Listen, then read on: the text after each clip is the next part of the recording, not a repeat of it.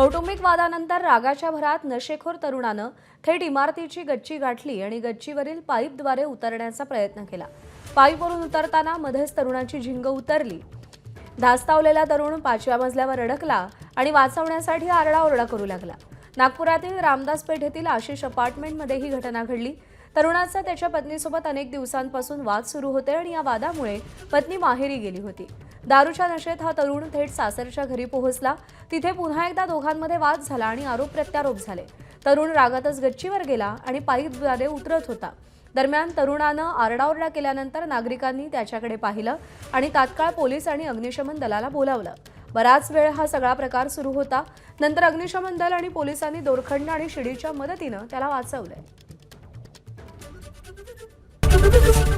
ABP माझा, उघडा डोळे बघा नीट।